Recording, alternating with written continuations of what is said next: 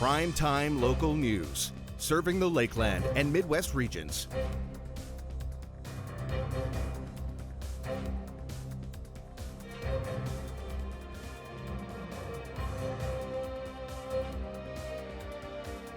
Turning to news closer to home, the Vic Juba Community Theatre unveiled their new season lineup. Here's Callan Dunlop with more on what we can expect. Vic Juba held a season launch event where local members of the community joined together to watch what the theater has planned for the rest of the year.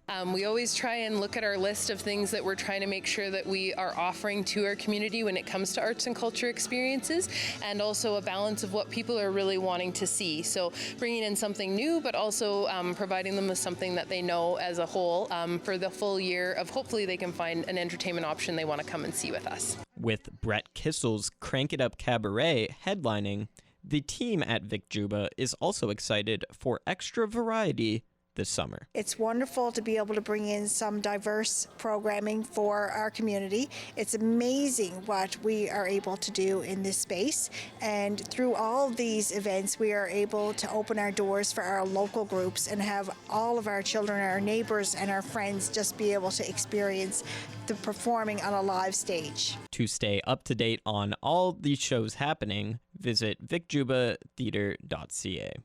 Callan Dunlop, Primetime, Local News. Usually the only things in the pond at Bud Miller Park are the geese, but this week students from the Bishop Lloyd Land-Based Cultural Leadership class took to the waters to work on their canoeing skills. Here's more in this week's edition of Beyond the Classroom. These grade 8 students are part of the Land-Based Cultural Leadership class. Similar to outdoor ed, the students spend time outdoors in all types of weather, in team-focused and culturally integrated activities. We try to get out camping, adventuring as much as we can. The students are honing in on their canoeing skills, testing out the waters on the Bud Miller Pond ahead of a 4-day camping trip to Meadow Lake next week. And we've gone up to kind of this area of Meadow Lake every year for the last 5 years. It's awards us that we can paddle the lakes, or we can get into the river, or whatever kind of works depending on the talents of the group and the weather that we're dealt. It's some of our first times, some of our not first times, so it's pretty fun. LPSD recently received funding to purchase new canoes for middle year students across the district. Some of our canoes they've been around since before I started teaching, so we're actually updating our fleet this year. So it'll be exciting for the whole division to be able to paddle some awesome new boats. While next year's class is already set, those in grade 6 can sign up for the Land-Based Cultural Leadership class by reaching out to Bishop Lloyd Middle School. The students taking part this year recommend it. I liked the idea of this class. We do a lot of outdoors stuff, no matter the temperature. It's pretty awesome. I like it a lot. It's definitely an enjoyable experience, and I would recommend it to anyone that has the chance. And that's it for this week's Beyond the Classroom. At Lakeland College, our students go beyond the classroom for immersive, hands-on learning experiences. It's about experiencing the real world, because the real world doesn't wait, and neither do we.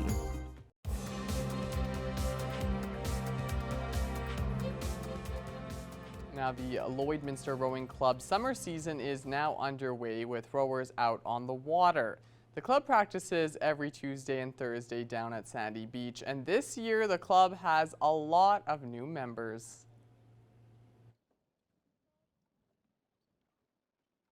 Our main goal this summer is just to have fun. A lot of our rowers are new, like everyone who has been coming out is brand new to rowing, minus like 2 or 3. So just getting them out, having fun, rowing with their siblings or a friend or whatever.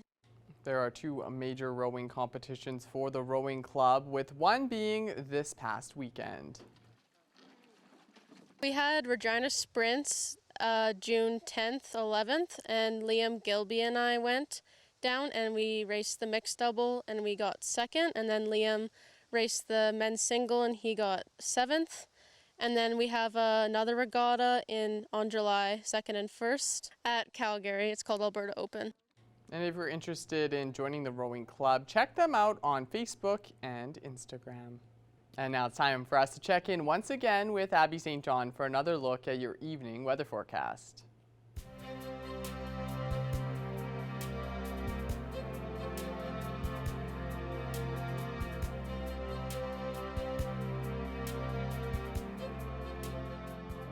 Thanks so much, Jace. We are sitting at 25 degrees here and a little bit of clouds rolling in. We saw a little bit here and there, but for the most part, it's been a pretty sunny day. Like I said earlier, that heat warning, it has been lifted, so we're not under that extreme heat warning. We still have that thunderstorm watch, and it's suspected that we could see some showers overnight tonight and into tomorrow. So definitely just keep track of those alerts in case that they do become from watch to warning.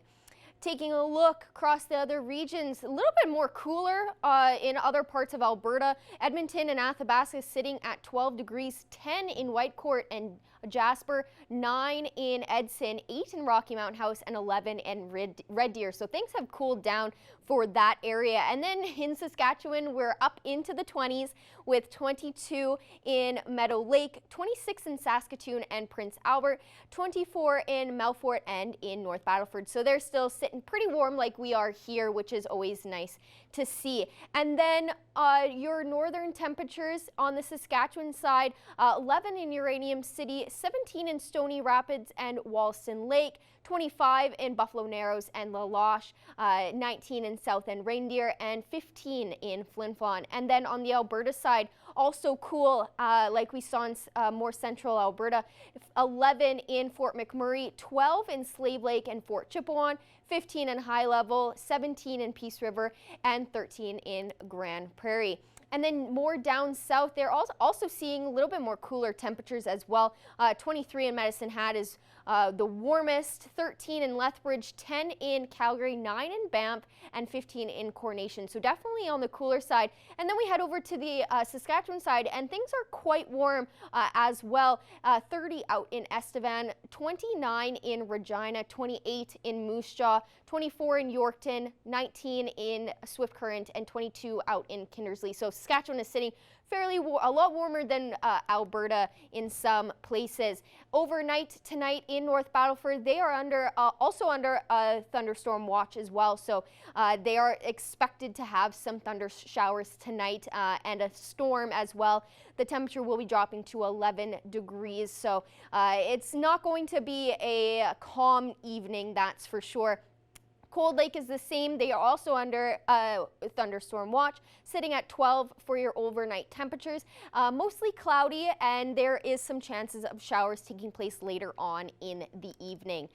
And then overnight across the region, Meadow Lake is sitting a little bit clear out tonight with 12 degrees. And then the rest of this page is just rain. Bonnyville, Provost, Isle of Cross, and Paradise Hill all expecting rain overnight tonight, with Bonnyville sitting at 11, 9 in Provost, 15 in Isle of Cross, and 10 out in Paradise Hill. So we're getting a lot of rain, which is what we really need right now. So that's really nice to see across the region.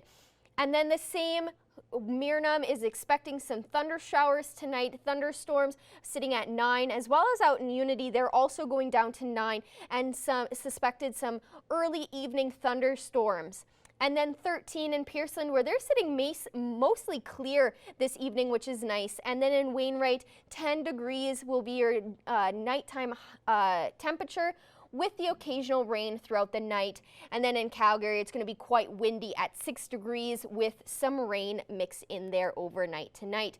And then here in Lloydminster, like I said, we're under that thunderstorm watch. So we are suspected to get a considerable amount of clouds with the occasional rain and a possible thunderstorm.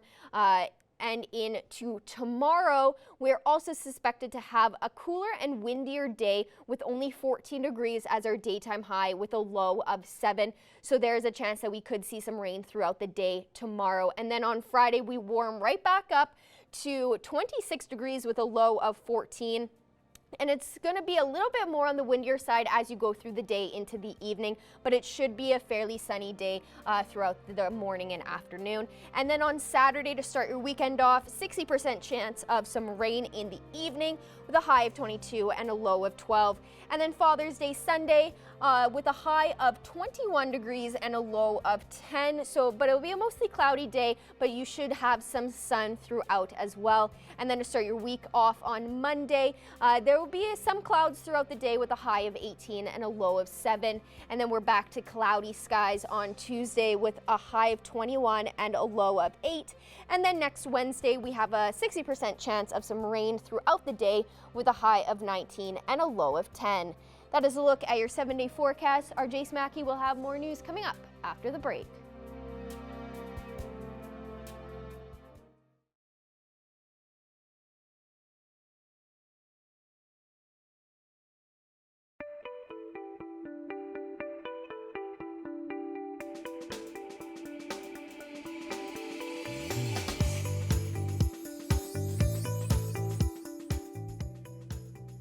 Stephanie Dobson is back with us this week. It's another episode of Healthy Thriving Family After Divorce. And Stephanie, we're going to switch up the theme this week. It's the month of June. So this time we're going to be talking about resilience in separation and divorce. And we're going to go through some tips. I guess we call them your top 10 tips, but today we'll go through the first few. So let's talk about, you have tip number 1, it's encourage open dialogue with the kids. So let's expand on that. Sure. So in my view, when talking to the kids about their separation, there's so many things to consider. So what I think one of the most important things you can do is at least to let your kids know that you're there to chat with them anytime.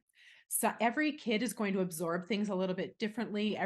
Each kid is going to want to talk at different times. Some might want to talk with you as a group, or talk with you individually, or talk just before bed or when they wake up, and sometimes they might not be ready to talk for a week or a month.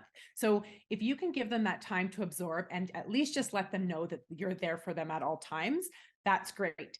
And if you observe your kids over time, you might recognize that, well, now they're actually ready to come talk. So you could kind of prompt them, right? It's not always that they're necessarily going to come to you, but you could prompt them for that. Now we're looking at tip number 2, Stephanie, and that is creating consistency in the parenting schedule and predictability as much as possible. Let's talk a little bit more about that. Well, in every family, a parenting schedule is going to look very different. Of course, there's different work schedules for mom and dad, and there's kid schedules, kid activity schedules. It can be quite challenging when I work with families and I say the word, let's create a schedule for the parenting. Some look at me and go, there's no way we could find a schedule. I do find that we can find schedules even in the most difficult of situations, but what if we can create that consistency and predictability, something that can be written down so that the kids can even look at a calendar, even for, say, if you can't plan a whole month, maybe you can plan the following week. On Sunday, you can plan the following week, and then the kids can look at that calendar and say, hey, I know when I'm going to mom's or dad's house, right? That can really help kids adjust to any schedule. It helps to create reliability, right? They can learn to count on when they can see each parent from that calendar. They feel secure in knowing what to expect of their comings and goings. So today after school, where am I going?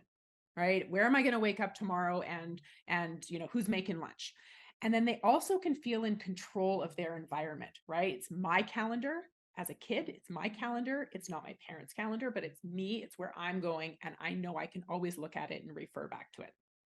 So tip number 3 is to encourage distance parenting, Stephanie. Obviously, we've got the technology to do that. So let's talk a little bit more about that.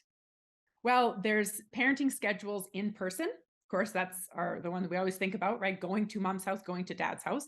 But then there's also parenting at a distance. Now, that's not just for parents who are co-parenting across, a geographical distance. We all know that kids these days, from, the age that they can start learning how to touch on an iPad, all the way up to teenagers, we know they can all use technology at varying degrees. And so we can, as part of a parenting schedule, create those opportunities to communicate with kids when they're not in our care. Now, interfering with the other parent's time, but just something so that you can keep in that constant communication. So some examples might be things like, of course, we all can think of FaceTime or other video messaging, texting, messaging on various different apps, phone calls, and other types of communication. There's some parents who actually use co-parenting apps to help the parents to communicate between them. And even within those apps, there's actually Some of them have kid functions where the kids can actually communicate with the other parent.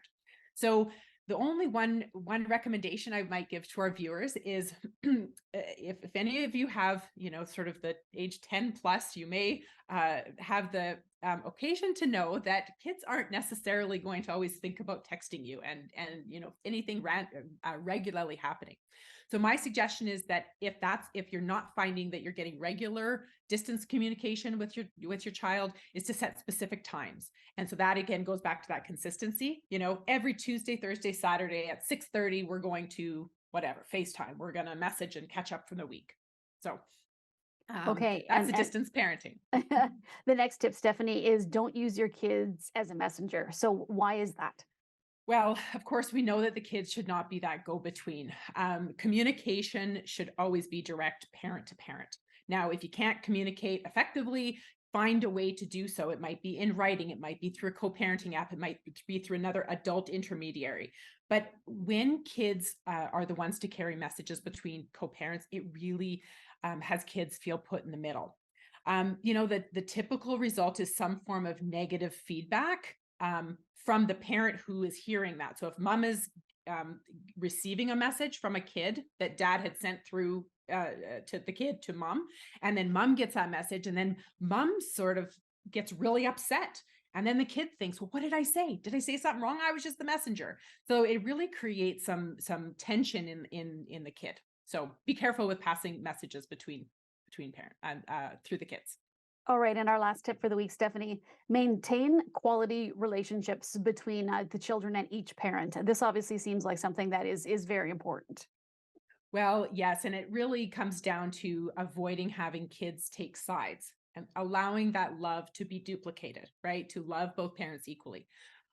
When I work with parents on creating schedules, very often parents will start with quantity. So they'll say, I want a certain percentage of time with my kids. And what I try to help parents to do is to start to see quality over quantity. So to me, I don't care the percentage that you have, because you could have 50% of time with your kids and spend it absolutely not even talking to them, not interacting with them, not doing anything. So irrespective of how much time you have with the parents have with a kid, focus on that quality relationship. So for example, engaging with each other regularly, parent to child, being actively involved and engaged in things that are important to them, right? So enjoying music with them that they like, knowing their interests, participating in day-to-day activities with them. So if they have homework, helping them with their homework or their music practice or sports skills, going out and playing basketball with them if they're trying to do that, being available to them without distraction. And that can even go over a mealtime, right? Maybe a meal is no electronics during the meals. We're going to sit and talk for 20 minutes. I mean, that might be your only time. And then lastly, is just creating special time together. So, all right, Stephanie, if they like doing electronics and Xbox, go ahead and do that with them. Well, and that's fun for the parents sometimes too, right? So yeah. Thank you so much for joining us this week, Stephanie. We'll be back next week with more tips. Yeah. Thanks, Stacey.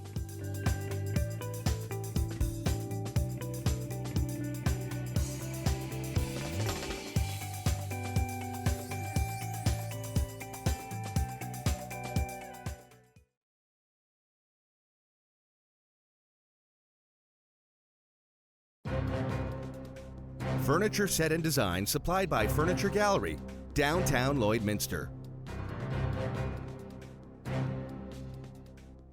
Well, June is Pride Month, and this week there are many events planned here in Lloydminster to mark the occasion, and I'm pleased to be joined today by Christopher Weiss from the LGBTQ+ Society of Lloydminster. Now, Christopher, I know there have been a lot of events that have already taken place. How have they gone so far? So we've had a ton of events so far. On Sunday, June 11th, the past weekend, was the Pride Walk and the Pride in the Park, kind of co-sponsored by both Synovus Energy and Synergy Credit Union. We had about 70 people come through both the walk and Pride in the Park. So it was a fantastic time. And yeah, and then on Monday was our bike-a-thon last night, or I guess, sorry, couple days ago now, and we were partnered with Lloydminster and Vermilion for Equity, and we had a great time, and we're just excited that on Tuesday, June 13th, we had the sober event, sort of hosted at Grace United Church, and that was a great event as well. So. Yeah, so lots of great events. Seems like there was a great turnout, but for people out there, don't worry. There's still a whole bunch more that is going to be taking place through Sunday, I believe. So I'll give you an opportunity now, Christopher, to talk to us a little bit about some of the other stuff that's coming up, because there's a wide variety of events.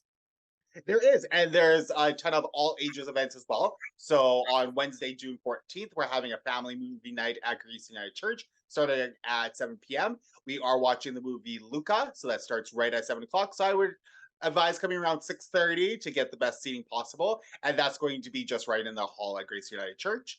On Thursday, June 15th, is Drag Bingo. This is our 4th year doing Drag Bingo, and our 2nd year doing it at the Sticks. It's going to be a ton of fun. I know a lot of times when people think of bingo, they're thinking probably old school where the bingo caller calls B13. However, we added that fun twist on it. So coming down to the Sticks starting at 7 p.m. You don't have to be there right at 7. You can come we're going to be there from 7 to 9. So if you do come a little bit later, you can always jump in for a game. This is a free event. So if you do arrive at the Sticks on Thursday for Drag Bingo, you are free to play, and then you'll win some fabulous prizes as well. And then on Friday, June 16th, right after school, starting at 4 p.m., we're going to have a kids' playtime and crafts at Bud Miller Park. So we're encouraging any family or any adults with kids, come on down to Bud Miller. And this won't be at the main playground at Bud Miller. It's going to be off of the campground. So as soon as you drive into Bud Miller, you take a right turn, and then you go down that road, and it will be set up to the left of theirs. So that's from 4 to 6.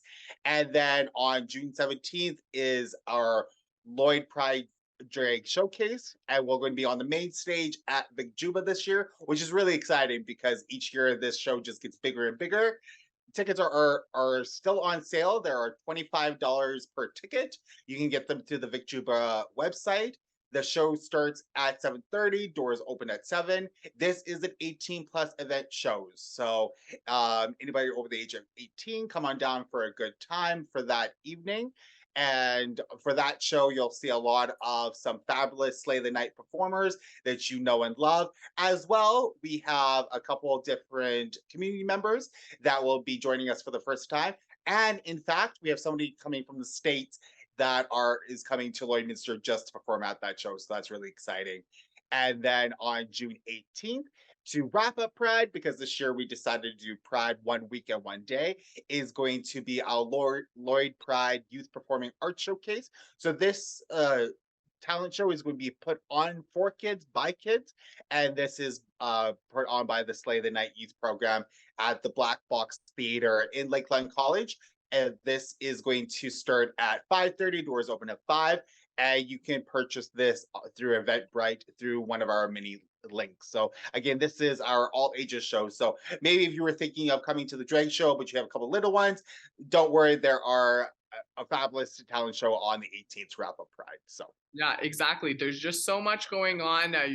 I'm so impressed you were even able to just get through all of that. Talk to me, though, a little bit about the importance of why the LGBTQ plus society wants to put on events like this to mark Pride. Why is this something that should be going on? So I guess the main thing is because just with today's day and age, being authentically you is always a good thing. Because when I was growing up, I was that young queer kid that didn't have a lot of role models growing up, and it was a different time per se. So I carried a lot of shame on my shoulders.